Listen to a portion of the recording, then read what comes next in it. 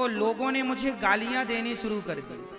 मेरे से जलने वाले अधिकांश वो लोग हैं जो मेरी तरह ही आप लोगों को कथा सुनाते हैं। अब बताइए, मुझे भी मारने का, जान से मारने का षड्यंत्र लोगों ने स्टार्ट कर दिया। कैसे?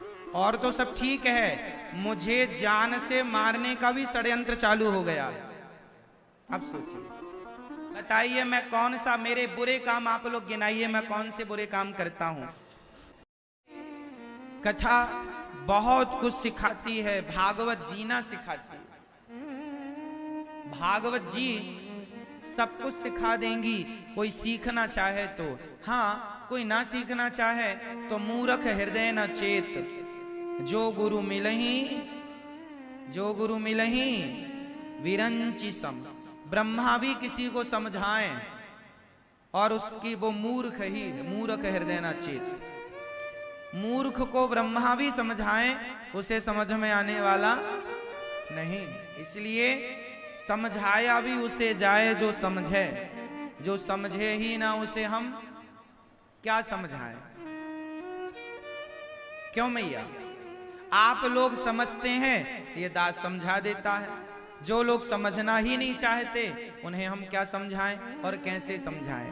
आज हम आपको ये देखो, ये हमारे पास आज चाणक्य नीति है, आपके पास भी शायद होगी। ये देखिए, पुस्तिका मेरे घर पे नहीं छपी, बाजार से आप लोगों ने लाई, तो हमने भी बाजार से ले आए कि देखो इसमें क्या लिखा है। देखो, हम जो बात कहते हैं ना, वो कहीं ना कहीं या तो पुराण में या वेद में या नीतियों में मिल जाएगी। देखो, ये चाणक्य नीति है। चाणक्य नीति यदि आपके घर में है तो आप उसका अध्याय नंबर 3 और श्लोक नंबर 12 खोल कर देखिएगा। अध्याय नंबर कितना? 3 और श्लोक नंबर, ये चाणक्य नीति और ये श्लोक। अब मैं श्लोक पढ़ के बताऊंगा और फिर श्लोक का मैं आपको अर्थ भी बताऊंगा, फिर आप बताइएगा कि क्या सही है और क्या गलत है। देखिए, इस श्लोक में क्या लिखा है, ये कौन कह रहा है? ये हम नहीं कह रहे, चाणक्य कह रहे हैं। चाणक्य, चाणक्य विद्वान है या नहीं? अति रूपेण वै सीता अति गर्वेण रावण। ये हो गई ना एक लाइन, क्योंकि हमें एक लाइन का ही अर्थ करना है। अब इसका अर्थ देखिए, अत्यंत रूपवती होने के कारण ही, यहां ही शब्द आया है, अत्यंत रूपवती होने के कारण ही सीता का अपहरण हुआ। ये कौन कह रहा है? जोर से, चाणक्य कह रहे हैं, अत्यंत रूपवती होने के कारण ही सीता का अपहरण हुआ। अति रूपेण वै सीता अति गर्वेण रावण। अधिक अभिमान होने के कारण रावण मारा गया। अत्यधिक दान देने के कारण राजा बलि को कष्ट उठाना पड़ा। इसलिए किसी भी कार्य में अति नहीं करना चाहिए। अति सर्वत्र त्याग कर, अति को, अति का सर्वत्र त्याग कर देना चाहिए। श्लोक नंबर 12 अध्याय नंबर 3 चाणक्य नीति, समझिएगा। अब बताइए, अब बताइए, यदि ये बात चाणक्य नीति की मैं कह दूं तो क्या ये अपराध है? अब बताइए। लोगों ने कहा कि आपने कह दिया कि सीता मां सुंदर थी इसलिए रावण ने हरण कर लिया। हाँ भाई, चाणक्य नीति के अनुसार तो यही चाणक्य महाराज कह रहे हैं। क्यों जी? चाणक्य तो यही कह रहे हैं। अब हमने कहा तो क्या अपराध है? हमने ये कह दिया तो लोगों ने हमारा पुतला जलाना स्टार्ट कर दिया। और तो सब ठीक है, कहते हैं कि अब देखो, कुछ ऐसे संगठन हैं जो थाने पहुंच गए, बोले अनिरुद्धाचार्य के खिलाफ कंप्लेंट लिखिए आप, क्योंकि उन्होंने ऐसा कह दिया। भाई, अभी 10,000 हिंदुओं ने अभी बौद्ध धर्म अपनाया है। खुले आसमान में उन्होंने कहा कि मैं ब्रह्मा को, विष्णु को नहीं मानता, ऐसा उन्होंने कहा। तब ये हिंदू संगठन कहां थे? तब आवाज किसी ने नहीं उठाई। तब ये कवि महाशय, जिन्हें कवि महाशय ने हमें कहा कि आप जो बात करते हैं उसका प्रमाण क्या है। मैंने कवि महाशय को प्रमाण दे दिया चाणक्य नीति का। अब चाणक्य महाराज से आप कहिए कि आपने ऐसा क्यों लिखा है। हमारे देश में कितनी कितनी घटनाएं घट जाती हैं। अभी 10,000 हिंदुओं ने बौद्ध धर्म अपनाया, तब ये कवि महाशय ने ट्वीट नहीं किया, तब नहीं कहा इनका मुंह नहीं फटा के कुछ बोल दें। हजारों हिंदुओं के आज गांव के गांव हिंदुओं के कन्वर्ट होकर क्रिश्चियन हो गए, तब ये संगठन नहीं बोलते, तब ये कवि महाराज नहीं बोलते कि क्यों भाई ये क्यों हो रहा है, इनके खिलाफ कोई आवाज उठाई जाए। हिंदू धर्म आज खतरे में चल रहा है। गांव के गांव क्रिश्चियनों ने जाकर के हिंदुओं को बरगला करके, मैं बोलता हूं खुले मंच से, लोगों को सहन नहीं होता और लोगों को जिनका विरोध करना चाहिए उनका विरोध नहीं करते। अरे दास अनिरुद्ध, अब ये हमें सिखाएंगे। ये लोग कहते हैं आपने माता सीता का अपमान कर दिया। माता सीता केवल आपकी माता सीता नहीं है कवि महाशय, माता सीता हमारी भी माता है। हमारे माथे पर देखिए, हमारे माथे पर देखिए, जो सफेद चंदन लगाते हैं ना हम, ये चंदन भगवान श्रीमन नारायण के, नारायण मतलब राम के चरण हैं ये दो, और बीच में जो लाल हैं वह माता लक्ष्मी मतलब माता सीता हैं। हम तो माता सीता का ये सम्मान करते हैं कि उनको भाव से अपने माथे पर सजाते हैं, और आप हमें कहेंगे कि आपने माता सीता का अपमान कर दिया। रावण ने माता सीता का हरण किया, उसके बहुत सारे कारण रहे होंगे, पर चाणक्य के अनुसार यह भी एक कारण है। इसे आप कैसे नकार देंगे? अब सोचिए, मैंने इतनी बात कही तो लोगों ने मुझे गालियां देनी शुरू कर दी। अब बताइए ये कौन लोग गालियां दे रहे हैं? अच्छा बताइए। वही लोग गालियां दे रहे हैं जिसको अनिरुद्धाचार्य की, ये आप लोग जो इतना प्यार लुटा रहे हैं दास अनिरुद्ध पर, आपका प्यार लोगों को पच नहीं रहा है। ये वही लोग हैं जो गालियां दे रहे हैं। और तो सब ठीक है, मुझे जान से मारने का भी षड्यंत्र चालू हो गया। अब सोचिए,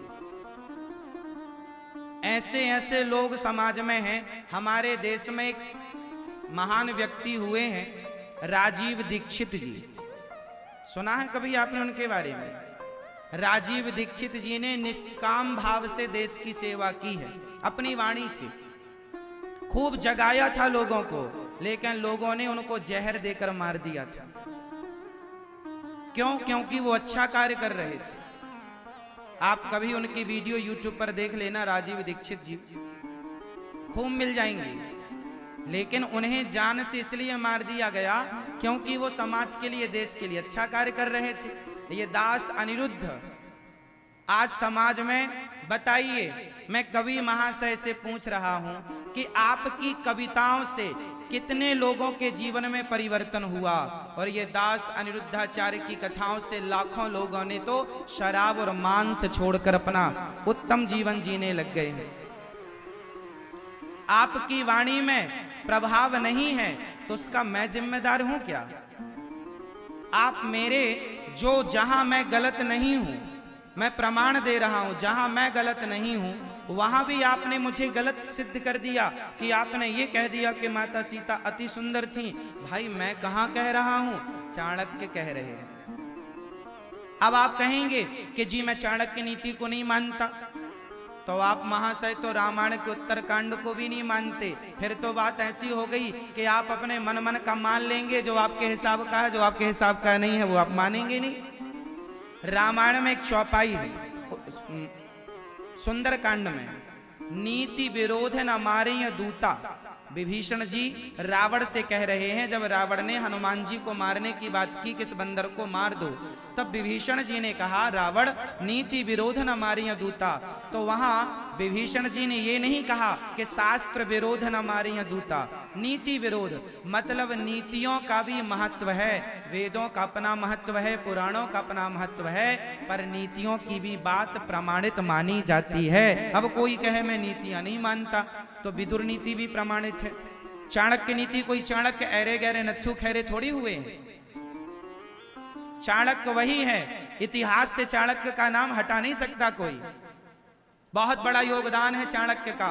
ये वही चाणक्य हैं जिन्होंने एक छोटे से सामान्य बालक को उठाकर अपनी शिक्षा के बल पर, अपनी नीति के बल पर सम्राट बना करके बिठा दिया था चंद्रगुप्त मौर्य को।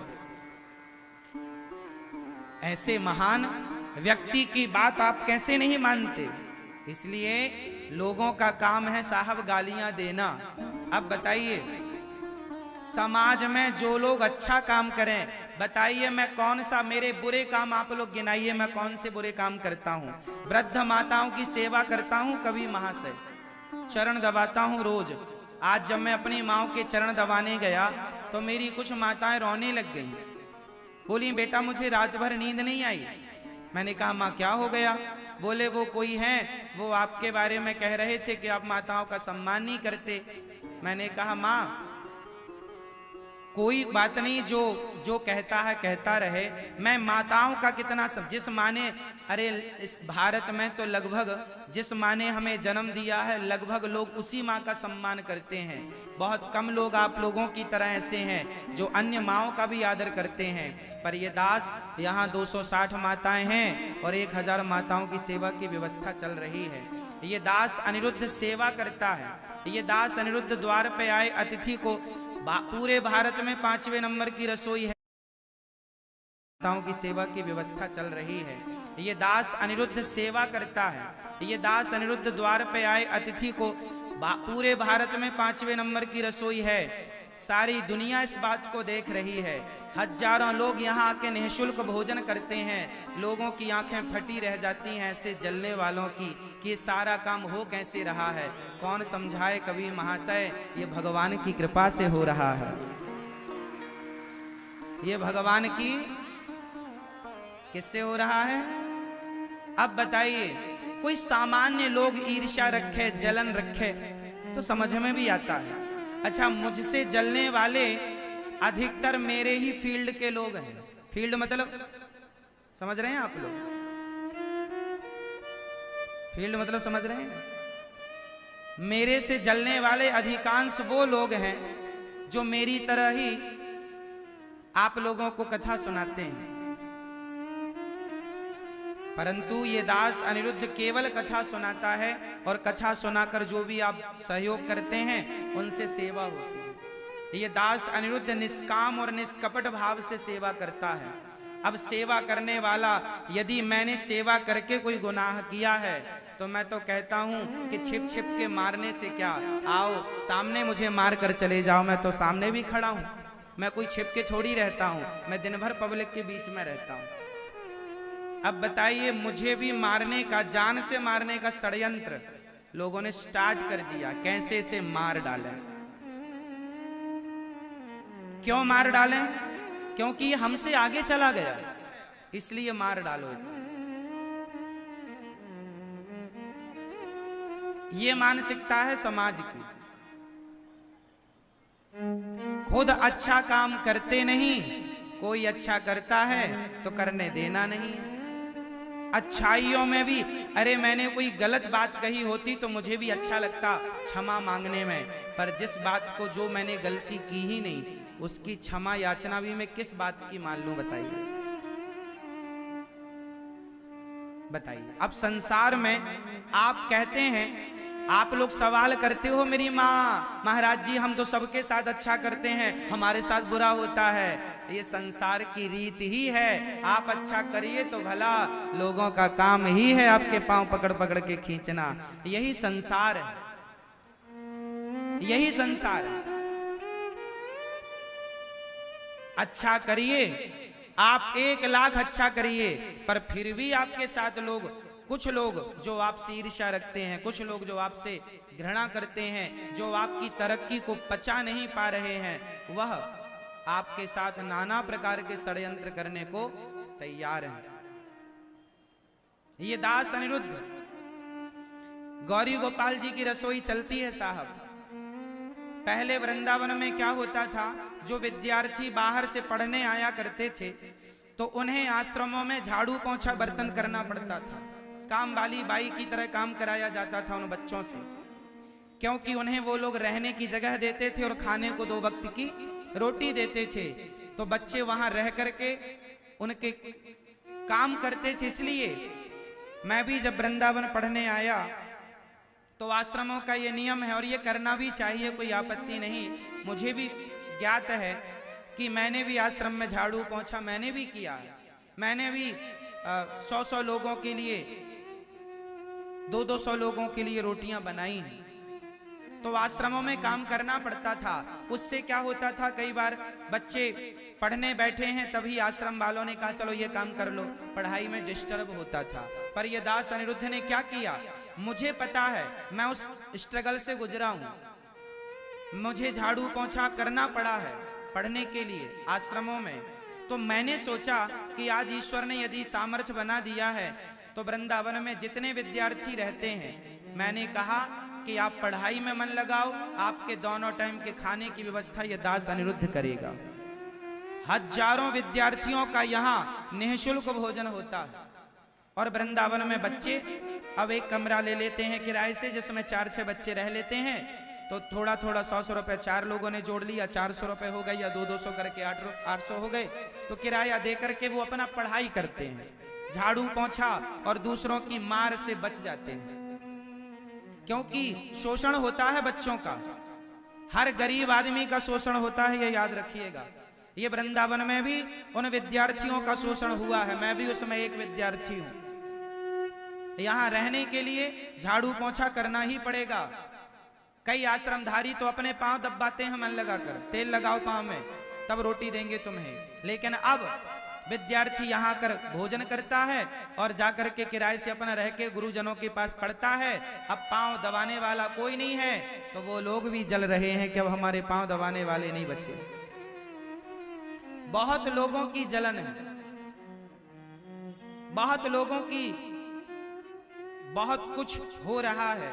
जो लोग सालों साल से काम कर रहे थे, उन लोगों ने आप समाज मेरे देशवासियों का, मेरी माताओं का, मेरी बहनों का वो प्यार उन्हें ना मिल सका जो प्यार दास अनिरुद्ध को मिला है। इसलिए लोग जलते हैं। क्या करूं, समाज ने मुझे प्यार दिया है, आशीर्वाद दिया है, तो मैं तो उनके आशीर्वाद को स्वीकार करता हूं। इसमें मेरी क्या गलती है बताइए।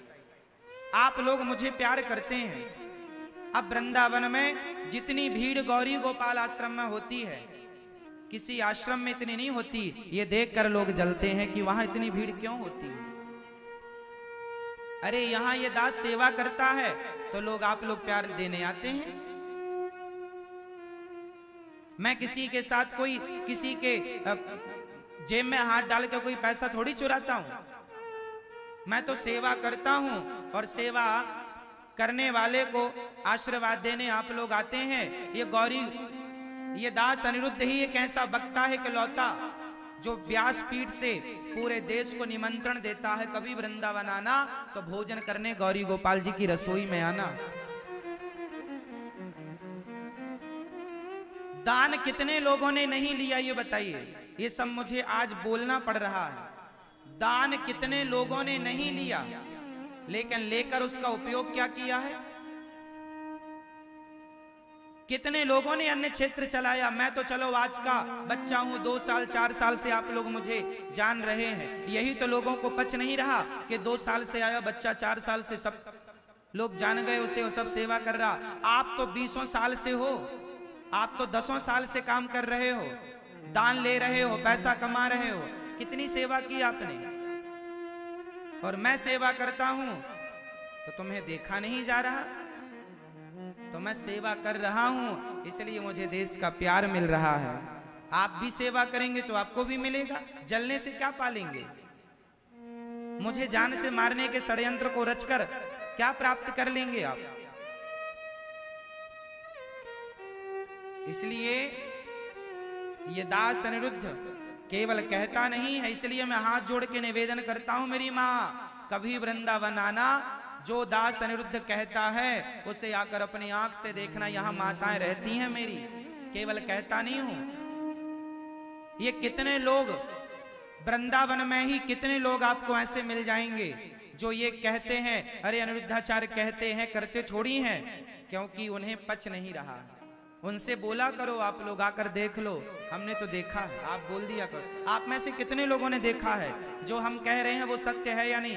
आप बताइए, जो कह रहे हैं हम वो सत्य है या नहीं। अब बताइए, यदि मैंने देश की सेवा की, मैं केवल वृद्ध माताओं की सेवा नहीं करता। कभी महाशय से कह दीजिएगा, कभी मिले तो, कि ये दास अनिरुद्ध ही एक ऐसा दास है जिसकी कथा सुन करके जो ठाकुर जी की भगवान की ऐसी कथा सुनाता है कि हजारों बच्चे ऐसे हैं जो कथा सुन सुन के अपनी माताओं की सेवा करने लग गए हैं। मुझे सेवा करता देख सेवा करने लग गए हैं। मुझे सेवा करते देख वो भी सेवा करने लग गए हैं। अब देखिए, फिर भी मैं यही निवेदन करूंगा कि मन लगा के आप भी काम किया करिए, आप भी सेवा किया करिए। सेवा करेंगे तो लोग प्यार करेंगे। ये दास अनिरुद्ध केवल कहता नहीं है, मैं उतना ही कहता हूं जितना करता हूं। जितनी मेरी औकात है, जितनी मेरी हैसियत है, उतना काम करता हूं। कई लोगों को ये लगता है कि अभी इसका 32वां जन्मदिन गया है, 32 साल के उम्र में इसने इतना कुछ कर लिया। तो क्या बताऊं साहब, मैंने कुछ नहीं किया, जो जो मेरे गोविंद कराते चले गए वो मैं करता चला गया।